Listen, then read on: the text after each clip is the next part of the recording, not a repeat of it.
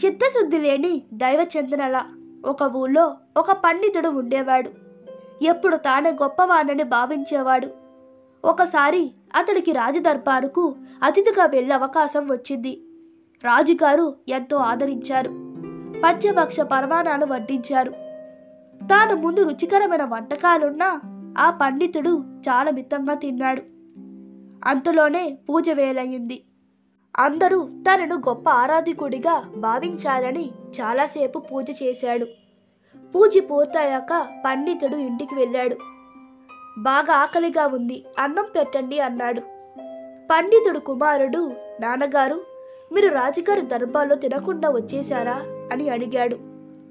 రాజు దర్బార్లో తినడానికి ఎన్నున్నా నా కడుపార తింటే రాజుగారి దృష్టిలో చులకనైపోతానేమో అని చాలా తక్కువగా తిన్నాను.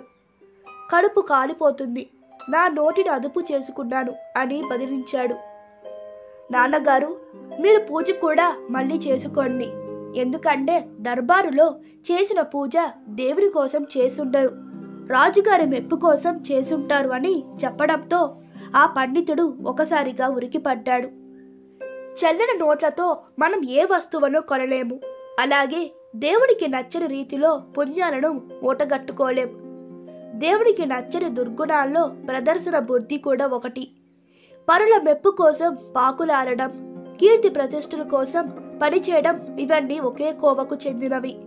ప్రదర్శన బుద్ధితో చేసేది మంచి పనేనా దుర్గుణానికి అవుతుంది. దేవుని బోధన ప్రకారం దైవదాసుడు ఎలాంటి సత్క్రియలు చేసినా కేవలం దేవుని మెప్పు కోసమే చేయాలి.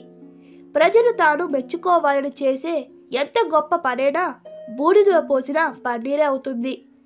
నిరాశ నిస్పృహలతో జీవితాలను ముగించుకునే అభాగ్యులకు తమదైన రోజు ఒకటి తప్పక వస్తుంది. అయితే నిరీక్షించాలి. కష్టపడే తత్వం విడవకుండా కాల పరీక్షను ఎదుర్కోవాలి. అలా వేచి ఉన్న ప్రతి మనిషికి ఒక ఉదయం వస్తుంది. వారి జీవితాలకు అది మహోదయం అవుతుంది. ఈ కథ మీకు నచ్చినట్లయితే మీ అభిప్రాయాలు కామెంట్లో తెలపండి. Please like, share and subscribe to my channel. Thank you.